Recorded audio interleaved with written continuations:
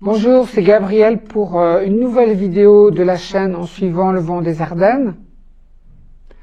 Aujourd'hui, encore une vidéo un petit peu technique, puisque nous sommes toujours ici en Belgique confinés. Et donc j'en profite pour réaliser des vidéos plus techniques pour vous expliquer un petit peu différentes choses. Aujourd'hui, je vais vous montrer par exemple comment je travaille mes photos sur mon ordinateur. Je vais vous présenter un logiciel que j'ai réalisé moi-même il y a déjà une quinzaine d'années et qui pourtant me sert toujours à l'heure actuelle. Alors ma présentation va être découpée en 3 points. D'abord, je vais vous montrer pratiquement ce que mon logiciel fait. Donc, je vais vous montrer une application pratique de ce que mon logiciel a réalisé. Ensuite, je vais vous présenter comment mon logiciel travaille, les principes de base que j'ai développés. Et enfin, je vous présenterai mon logiciel proprement dit, son interface, et on va le faire travailler sur un exemple pratique. Donc à la fin de cette vidéo, vous saurez tout de comment moi, Gabriel, je gère mes photos sur mon ordinateur, comment je les classe et comment je fais pour les rendre si facilement utilisables en plusieurs dimensions sur Internet. Allez, go, on est parti!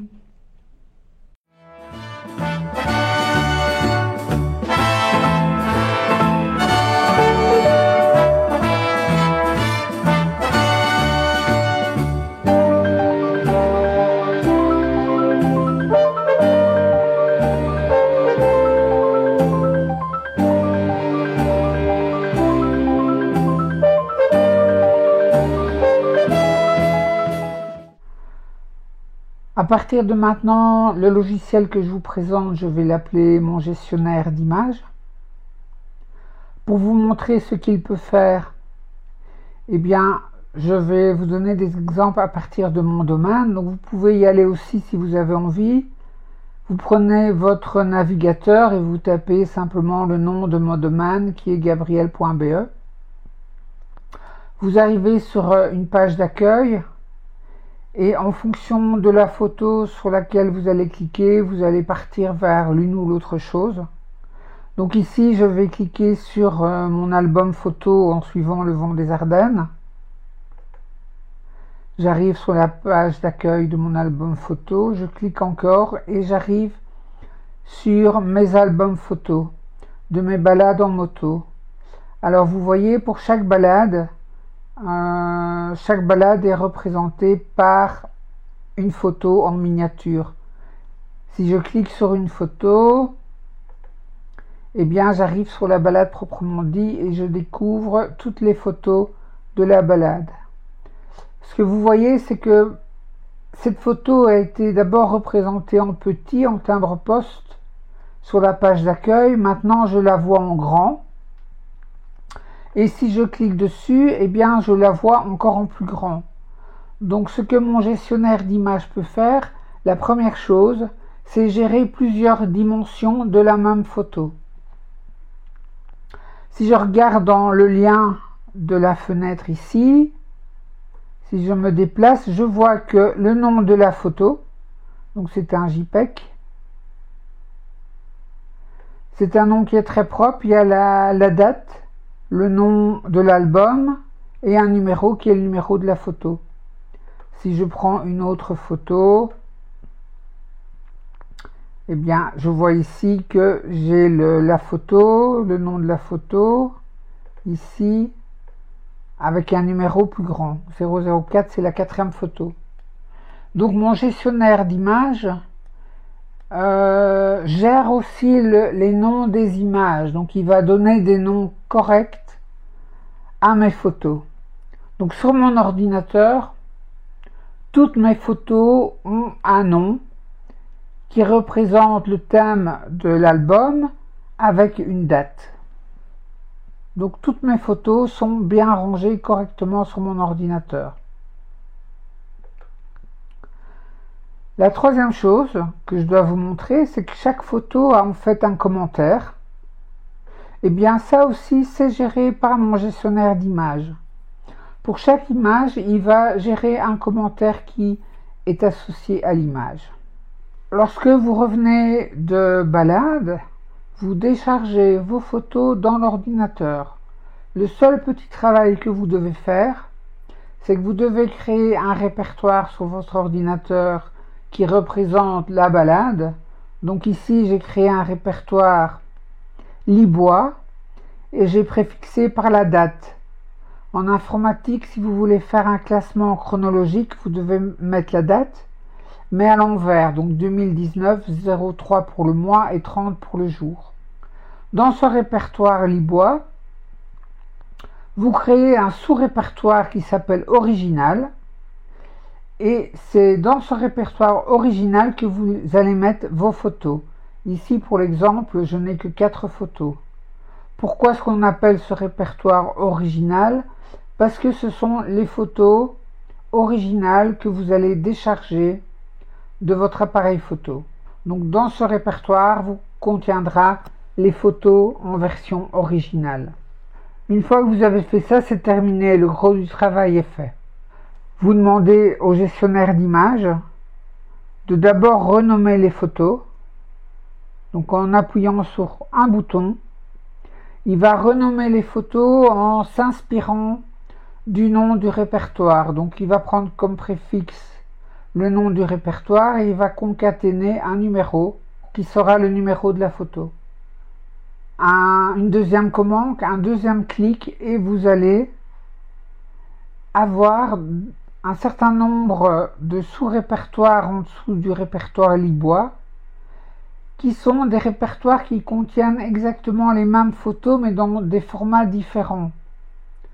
Donc dans le répertoire Very Small, vous aurez les photos, les 4 mêmes photos, mais en 50 pixels sur 75.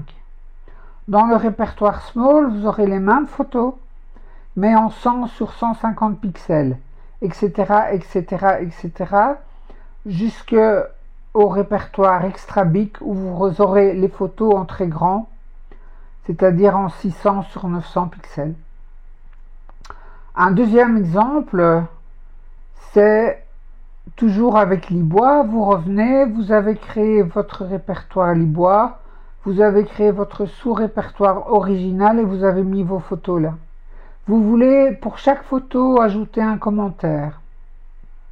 Eh bien, ce que vous faites, vous insérez un fichier texte et vous le nommez comme le nom de la première photo. Donc vous voyez, j'ai mis 11.txt parce que c'est 11.jpeg. Une fois que vous avez mis un commentaire pour la première photo, eh bien vous pouvez d'abord renommer les photos. Voilà. Et le fichier texte va être renommé également. Donc il va garder son association avec la première photo puisqu'il va garder le même nom que la première photo. Et puis, vous pouvez demander à ce que le fichier texte soit copié autant de fois qu'il y a de photos. Voilà. Donc ici, le fichier avec le commentaire a été copié et associé à une deuxième photo. Alors, le petit travail après que vous devez faire, vous pouvez ouvrir chaque fichier texte et éventuellement aller changer le commentaire, puisque de photo en photo, je suppose que le commentaire doit un petit peu changer.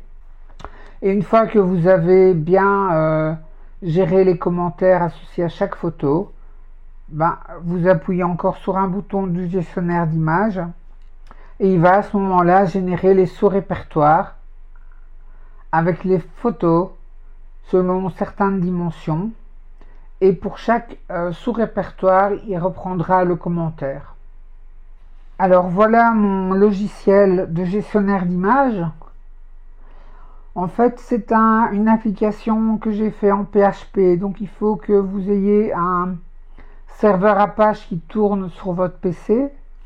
Lorsque vous lancez le gestionnaire d'images à travers un navigateur, vous arrivez sur la route du disque dur. Donc ici à gauche, j'ai un certain nombre de boutons qui me permettent de me positionner très vite à certains endroits de mon disque dur, puisque j'ai mes photos qui sont mises à plusieurs endroits en fonction du thème. Donc puisque ici je vais travailler sur des photos de mes balades en moto. Je clique sur En suivant le vent des Ardennes. Et je me trouve, voilà, ici j'ai le chemin de mon répertoire. Donc voilà, je suis sur mon disque D. Et je suis dans le répertoire photo. Et voilà, j'ai un ensemble de sous-répertoires qui contiennent chaque fois un album photo. Alors, je vais travailler avec le moulin de Frêne. Donc, c'est une balade qui n'est pas encore terminée. Donc, je clique sur le répertoire et je vois à droite que j'ai le contenu de mon répertoire. Donc, ce que je vois, c'est que j'ai 3 JPEG, 4 JPEG et un TXT que j'ai préparé avec un commentaire. Je peux vous montrer ici. Voilà. J'ai mes 4 photos et j'ai un fichier TXT. Donc j'ai mes 4 photos dans mon répertoire original qui est un sous-répertoire de mon album photo, donc 2019 0330 Moulin de Frêne à Grandlay. Donc ce que je vais faire, la première chose, je vais renommer ça correctement. Donc j'appuie sur le bouton pour renommer. Et à ce moment-là, vous voyez, il a été prendre le nom du répertoire et il a ajouté un numéro. Vous voyez que le fichier TXT porte le même nom que la première photo. Si je vais voir dans ma fenêtre Windows, voilà, les noms ont bien été changés. Maintenant, ce que je vais faire, c'est je vais copier mon fichier de commentaires pour en faire un pour chaque image. Donc, je choisis ici les bonnes options. Je pourrais aussi le faire pour des fichiers .ang ou .ndl qui sont des fichiers de commentaires mais pour l'anglais ou le néerlandais. Donc en fait, j'ai certains sites qui sont trilingues. Donc voilà. Ici, je ne rentre pas dans ces détails-là. Donc je vais générer pour chaque photo un fichier commentaire. J'appuie sur générer fichier texte. Et voilà, ici, vous voyez que au JPEG 04 a été associé un TXT 04. Au JPEG 03 a été associé un fichier texte 03, etc. Maintenant, le petit travail, c'est évidemment prendre le répertoire et ouvrir chaque photo et éventuellement aller mettre un commentaire différent selon chaque photo. D'accord ?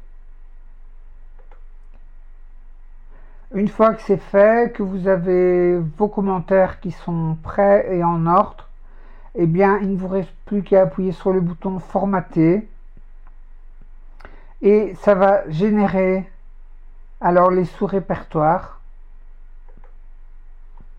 Voilà. Donc j'ai cliqué, il lui faut quand même 2-3 secondes pour le faire. Voilà. Vous voyez que en plus de mon répertoire original, eh bien j'ai un répertoire very small, very big, small, normal, medium, extra big. Donc je vais vous montrer dans la fenêtre Windows. Si je reviens en arrière, voilà, ici j'ai mes différents répertoires avec mes photos dans chaque répertoire mais sous un format différent. Maintenant, pour envoyer ça sur un serveur internet, eh bien je n'ai qu'à envoyer directement le répertoire racine, c'est-à-dire ici 2019 0330 Moulin de Frêne, Grandlay. Alors en fait, il y a des choses que je n'ai pas parlé, mais par exemple, maintenant les nouveaux appareils photo incrustent dans la photo les coordonnées GPS. Donc ce que je peux demander, c'est de formater, mais que dans les copies des photos se trouvent encore les coordonnées GPS. Donc à ce moment-là, il faudrait que je clique Ce que je peux faire encore, c'est regarder si les photos originales sont dans le bon format. Donc j'ai une fonction de calcul. Et je vais voir ici mes photos, la hauteur et la largeur dans le format original. Initialiser, c'est réinitialiser l'application. Et maintenant, si j'ai fait une erreur quelque part, je vais donc purger, c'est-à-dire que je vais effacer mes répertoires. Voilà, il ne me reste plus que le répertoire original. Je peux éventuellement corriger quelque chose, rajouter des photos ou changer les commentaires. Et puis après, je régénère les sous-répertoires avec les différents formats de photos.